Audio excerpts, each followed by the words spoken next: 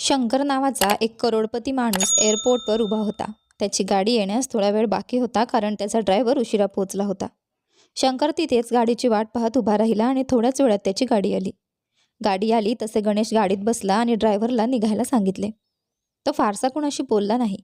ना त्याने ड्रायव्हरला विचारले की तू इतका उशीर का केलास किंवा इतका वेळ का लागला.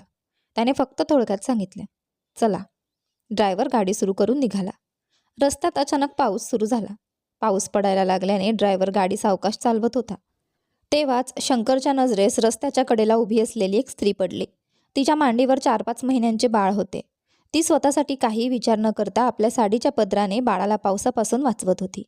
ती स्वतः थंडीने गाठत होती, पण तिला स्वतःपेक्षा बाळाची जास्त काळजी होती. हे सगळं पाहून शंकरला तिची कीव आली. त्याने विचार केला की माझ्याकडे एवढं आहे, मी हिची मदत का करू नये. शंकरने ड्रायव्हरला गाडी त्या महिलेच्या जवळ नेण्यास सांगितले. ड्रायव्हरने गाडी पुढे नेली. यू टर्न घेतला आणि त्या महिलेच्या जवळ जाऊन गाडी थांबवली. शंकरने तिला विचारले, तुमचे घर कुठे आहे? मी तुम्हाला घरापर्यंत सोडतो.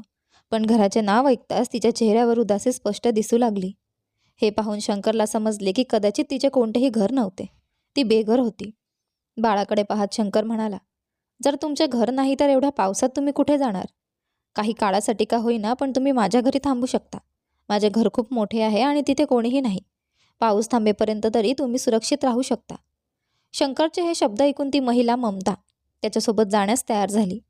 शंकरने ड्रायव्हरला गाडी घराकडे घेण्यास सांगितले. ड्रायव्हरने पुन्हा युटर्न घेतला आणि हळूहळू शंकरच्या हवेलीपर्यंत पोहोचला. शंकरकडे खूप मोठे आलिशान घर होते. अनेक गाड्या होत्या आणि पैशांची त्याला कोणतीच कमतरता नव्हती. पण त्या घरात तो पूर्णपणे एकटा राहायचा. ममता आणि तिचे बाळ घरात शिरताच त्याने त्यांना बसायला सांगितले आणि म्हणाला, तुम्ही इथे आराम करा. पाऊस थांबल्यावर तुम्हाला हवे असेल तर तुम्ही जाऊ शकता. शंकर खाली उतरला तेव्हाच त्याला काही महत्त्वाचे काम आठवले. तो पुन्हा गाडीत बसला आणि बाहेर निघून गेला. त्याचे काम आटोपल्यानंतर तो घरी परतला. परत आल्यावर त्याने पाहिले की ममता आपल्या बाळासोबत हसत होती. ते दृश्य पाहून शंकर आश्चर्यचकित झाला, कारण तो कधीच कोणाच्या हास्याच्या सहवासात राहिला नव्हता आणि तो स्वतःही कधी मोकळेपणाने हसला नव्हता. खरं तर शंकरच्या आयुष्यात एक खूप मोठी घटना घडली होती, ज्यामुळे तो हसणंच विसरून गेला होता. जेव्हा त्याने घराच्या आतून हसण्याचा आवाज ऐकला तेव्हा तो विचार करू लागला. त्याचवेळी त्याला आठवण झाली की त्याने थोड्याच वेळापूर्वी एका महिलेची मदत केली होती. त्यामुळे तीच घरात असणार आणि तीच एवढ्या जोरात हसत असणार. शंकर हळूच आपल्या घरात शिरला आणि पायांचा आवाज न होऊ देता हळूहळू वरच्या खोलीकडे गेला. ही तीच खोली होती जी त्याने ममताला राहण्यासाठी दिली होती. तो बघू इच्छित होता की ती महिला एवढ्या जोरात का हसत आहे. जेव्हा शंकर त्या खोलीच्या मुख्य दरवाजापर्यंत पोहोचला तेव्हा त्याने पाहिले की ममता आपल्या 5 महिन्याच्या बाळासोबत खेळत होती. बाळ हसले की तीही मोठ्याने हसत होती. हे पाहून शंकरला अचानक खूप विचित्र वाटले, कारण त्याने हा अनुभव कधीच घेतला नव्हता. बऱ्याच दिवसांपासून तो अशाच आयुष्याचा भाग बनला होता. ना कोणाशी जास्त बोलायचं, ना कोणाशी मैत्री ठेवायची. तो फक्त मशीनसारखा जगत होता. फक्त काम करायचं आणि मग घरी जाऊन आराम करायचा. त्याला कधीच पैशांमध्ये आनंद वाटत नव्हता आणि त्याच्यात कोणतीही वाईट सवय नव्हती. शंकर दरवाजावर उभा राहून त्या महिलेच्या हसण्याकडे पाहत राहिला. तिची पाठ त्याच्याकडे वळलेली होती, पण तिच्या बाळाने दरवाजाकडे पाहिले. त्यामुळे ममतानेही मागे वळून पाहिले आणि जसा तिला शंकर दिसला तसे ती एकदम शांत झाली. शंकरने हे पाहिले आणि त्याला जाणवले की त्याच्या उपस्थितीमुळे ती महिला हसणं थांबत आहे. त्यामुळे तो म्हणाला, काही हरकत नाही, आपल्या बाळासोबत खेळा, काही अडचण नाही. मी फक्त पाहायला आलो होतो की माझ्या घरात हसतंय कोण, कारण इथे कोणीच नसतं. हे बोलून शंकर खाली निघून गेला. ममता पुन्हा आपल्या बाळाशी खेळू लागली आणि त्याच्यावर मायेने दुलार करू लागली. शंकर मात्र खाली जात असताना बऱ्याच गोष्टी विचार करत होता. आपल्या आयुष्याबद्दल आणि त्या क्षणांबद्दल जे त्याने आज पहिल्यांदा अनुभवले होते. तो मनाशी विचार करू लागला, हे एक वेगळंच जाणवतंय आणि आजपर्यंत मला हे कधीच का वाटलं नाही. असा विचार करतच तो हॉलमध्ये जाऊन एका सोफ्यावर बसला आणि आपल्या आयुष्याबद्दल अधिक विचार करू लागला. त्याचवेळी अचानक त्याच्या घराची बेल वाजली. शंकरचा नोकर दरवाजा उघडायला गेला. बाहेर त्याचा एक जुना मित्र उभा होता, जो 2 वर्ष परदेशात राहिला होता आणि आजच परत आला होता. शंकरने जेव्हा दरवाजात त्याला पाहिलं तेव्हा तो पटकन धावत गेला आणि त्याला भेटला. तो मित्र शंकरचा एकमेव जवळचा मित्र होता, ज्यामुळे शंकरला आनंद तर झाला, पण तो आनंद व्यक्त करणे त्याला शक्यच होत नव्हतं. कारण वर ममता आपल्या बाळाला खेळवत मोठ्याने हसत होती. त्यानंतर शंकरचा मित्र त्याला विचारू लागला, अरे भाऊ, ही कोण आहे आणि तुझ्या घरातून हसण्याचा आवाज कसा येतोय? मला माहीत आहे की तुला हसणारे लोक अजिबात आवडत नाहीत. मग हे काय चाललंय? शंकरने मग त्याला संपूर्ण गोष्ट सांगितली. तो म्हणाला, आज दुपारी पावसात ही महिला झाडाखाली उभी होती आणि स्वतःला पावसापासून वाचवण्याचा प्रयत्न करत होती. तिच्यासोबत एक लहानसं बाळ होतं. मला तिची दया आली म्हणून मी तिला घरात आश्रय दिला. मी तिला सांगितलं होतं की पाऊस थांबला की ती जिथे राहायचे तिथे जाऊ शकते. तोपर्यंत इथे राहू शकते. हे ऐकून शंकरचा मित्र आश्चर्यचकित झाला. त्याने म्हटलं, आजच्या काळात असा विश्वास ठेवणं धोकादायक आहे. तुला माहीत आहे का ती महिला कोण आहे आणि कुठून आली आहे? काही तिचे हेतू वाईट तर नाहीत? अनेक वेळा असं घडतं की घरातील लोकांशी गोड बोलून त्यांचा विश्वास संपादन करून काही महिला चोरीकडून पडून जातात किंवा आणखी काही वाईट करतात. शंकरने त्याच्या मित्राला समजावून सांगितलं, असं काही नाही. ती खूप चांगली वाटते.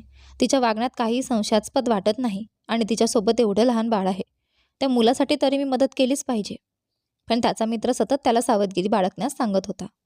आजच्या काळात कोणावरही सहज विश्वास ठेवणं योग्य नाही, असं म्हणून तो आपल्या घरी निघून गेला. जाताना त्याने शंकरला सांगितलं, आपण काळजी घे आणि आपल्या आयुष्याबद्दल योग्य निर्णय घे. मित्र गेल्यानंतरही शंकर त्याच्या बोललेल्या शब्दांबद्दल विचार करू लागला. काय माहीत, जर माझा मित्र बरोबर असेल तर? लोक मला मूर्ख म्हणतील. हाच विचार करत शंकर जड पावलांनी वर जाऊ लागला. तो विचार करत होता की त्याला हे विचारायचं नव्हतं, पण मित्राच्या बोलण्यामुळे आता विचारावं लागेल. ही महिला नक्की कोण आहे? तिचा भूतकाळ काय आहे आणि ती नक्की काय करत होती? असा विचार करतच शंकर ममताच्या खोलीपर्यंत पोहोचला. त्याने पुन्हा दरवाजात उभं राहिलेलं पाहून ममता गप्प झाली. तिने विचारलं, सांगा, तुम्हाला काही काम होतं का? तुम्ही पुन्हा का आलात? शंकर थोडा संकोचात म्हणाला, बघा, मी हे विचारू नये असं मला वाटतं, पण मला जाणून घ्यायचं की तुम्ही कोण आहात आणि तुम्ही इतक्या सहजपणे माझ्या घरात का राहायला तयार झालात? कुठे तुमच्या मनात काही वाईट विचार तर नाहीत? हे ऐकताच ममताला खूप वाईट वाटलं. ती म्हणाली, साहेब, सगळ्यात आधी तुमचे खूप खूप आभार. तुम्ही मला पावसात आसरा दिला, पण तुम्ही माझ्यावर जे आरोप करताय ते पूर्णपणे चुकीचे आहेत. माझी परिस्थिती अशी नव्हती, पण परिस्थितीने मला एवढं मजबूर केलं आहे की आज हे सगळं सहन करावं लागतंय. ममता म्हणाली, आणि हो, जर तुम्हाला माझ्यापासून भीती वाटत असेल तर आता पाऊस थांबला आहे, मी इथून निघते. तुमच्या मदतीसाठी मनपूर्वक आभार, असं म्हणत ममता तिथून जायला लागली. शंकर तिला थांबवू तर इच्छित होता, पण त्याला कधी कोणाला रागावून शांत करायला किंवा गेलेल्या व्यक्तीला परत बोलवायला जमत नव्हतं. म्हणूनच तो ममताला निघून जाताना फक्त पाहत राहिला. त्याच्या मनात असंख्य विचार चालू होते. ममता आपल्या बाळाला घेऊन रात्रीच घराबाहेर पडली. शंकर ममताच्या बोलण्याने समजून गेला की ती चुकीची नाही, तर फक्त परिस्थितीने त्रस्त आहेत. हेच विचार त्याला सतत अस्वस्थ करत होते की त्याने तिला घरातून निघून का द्यावं. तो तिला थांबवू शकला नाही हे त्याला खूप खटकत होतं. या विचारात तो आपल्या खोलीत गेला. बिछाण्यावर पडला, पण त्याला झोप येत नव्हती. विचारांच्या भरात त्याने अख्खी रात्र जागून काढली. सकाळ होताच शंकरने ठरवलं की तो ममताबद्दल सगळं जाणून घेईन आणि तिला मदतीचा हात देईन, कारण ती एक लहान मुलाची आई होती आणि तिला खरोखर आदराची गरज होती. हे ठरवताच त्याने आपल्या ओळखीतील लोकांना फोन केला. शंकर मोठ्या लोकांमध्ये उठबस ठेवणारा होता. त्याच्या ओळखीत पोलीस अधिकारी, मीडिया हेड्स असे अनेक प्रभावशाली लोक होते. त्याने याच ओळखीचा उपयोग करून ममताची माहिती काढायचं ठरवलं. 4-5 तास उलटले. दुपारी 12 वाजता शंकरकडे संपूर्ण माहिती आली. त्याचा एक मित्र जो पोलीस होता त्याने ममताच्या संपूर्ण भूतकाळाचा शोध घेतला. शंकरच्या घरात CCTV कॅमेरे होते, त्यामुळे त्याने त्या कॅमेऱ्यांमधून ममताचा फोटो काढून आपल्या पोलीस मित्राला पाठवला. पोलीस मित्राने सखोल तपास केला आणि त्याला समजलं की ममताचे लग्न एका मोठ्या आणि प्रतिष्ठित घराण्यात झालं होतं. तिने प्रेमविवाह केला होता आणि हा विवाह तिच्या सासू सासऱ्यांना मान्य नव्हता.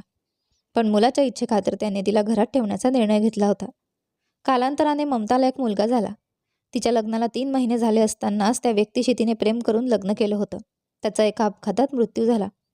ममताच्या पतीच्या मृत्यूनंतर ती एकटीच आपल्या सासरच्या घरात राहिली. काही दिवसांनंतर तिचे सासू सासरे आणि तिचा दीर यांनी एकत्र येऊन तिला जबरदस्तीने घराबाहेर काढले. ती तिथून नाईलाजाने आपल्या माहेरी गेली, पण तिथेही तिच्या आईवडिलांचे निधन झाले होते आणि आता ते घर तिच्या भाऊ भाऊजाईंच्या ताब्यात होते. ममताने भावाला आणि बहिणीला मदतीची विनंती केली, पण त्यांनी तिला बाहेर हाकलून दिले. ते म्हणाले, तू तुझ्या निर्णयांमुळे आधीच आमचं नाव बदनाम केलं आहेस. जर आता आमच्या घरात राहिली तर समाज आमच्यावर चिखलफेक करेल. तुझ्यासाठी इथे काही जागा नाही. त्यानंतर ममता भटकंती करू लागली. तिला कुठेही टिकून काम मिळत नव्हतं, कारण तिच्यासोबत तिचं लहान मूल होतं. लोक तिला नोकरी द्यायचे, पण जेव्हा त्यांना समजायचं की ती एका लहान बाळाची आई आहे, तेव्हा ते तिला नोकरीतून काढून टाकायचे. तिच्याकडे ना राहण्यासाठी जागा होती ना पोट भरण्यासाठी पैसा. एक दिवस ती रस्त्याच्या कडेला उभी असताना अचानक पाऊस सुरू झाला. तिने आपल्या बाळाला घेऊन एका झाडापाशी आसरा घेण्याचा प्रयत्न केला, पण तिथे पुरेशी जागा नव्हती. त्याचवेळी शंकर तिथून जात असतो. तो तिला पाहतो आणि आपल्या गाडीत बसवून तिला आपल्या घरी घेऊन जातो. जेव्हा शंकरला ममताची संपूर्ण कहाणी समजते, तेव्हा तो स्वतःवरच खूप रागावतो. तो तिच्याशी बोलतो, ममता, मला माफ कर. माझ्याकडून खूप मोठी चूक झाली. मी या काळाच्या परिस्थितीमुळे घाबरलो होतो. हल्लीच्या जगात असं काही घडत असतं म्हणून माझ्या मित्राने मला सावध केलं होतं. म्हणूनच मी तुझ्यावर संशय घेतला.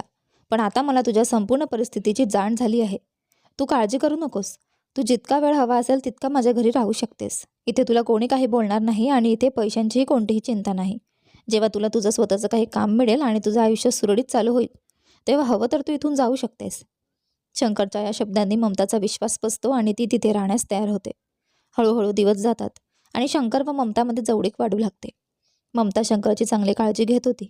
ती रोज त्याच्यासाठी चांगले जेवण बनवायची. शंकरला तिच्या स्वभावामुळे आणि प्रेमळ वागणुकीमुळे तिच्याबद्दल आकर्षण वाटू लागते. अनेक दिवसांनी एका संध्याकाळी शंकर ऑफिसमधून घरी येतो. दारात ममता उभी असते. तिला पाहताच तो थांबतो आणि तिला म्हणतो, ममता, तुझ्या या प्रेमळ वागण्यामुळे मी तुझ्यावर प्रेम करू लागलो आहे. कृपया याचा गैरसमज करून घेऊ नकोस.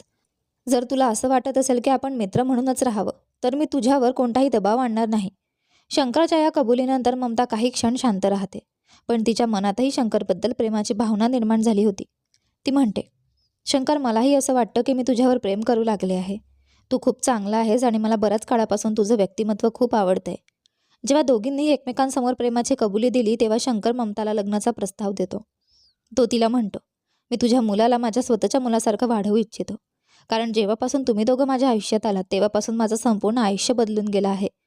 पूर्वी मी एकटाच राहायचो, पण आता मला घरी परतण्याची आतुरता वाटते. कधी मी घरी पोहोचेन आणि कधी या बाळाला खेळवेन याच विचारात असतो, असं शंकर ममताला सांगतो. शंकर घरी असताना ममताच्या बाळाला खेळवायचं आणि त्याच्यासोबत खूप गोड नातं निर्माण झालं होतं. ते मुलंही शंकरसोबत खूप छान खेळायचं. यामुळे शंकरचं ऑफिसमध्ये मन लागत नव्हतं आणि तो लवकरात लवकर घरी जाण्याचा विचार करायचा.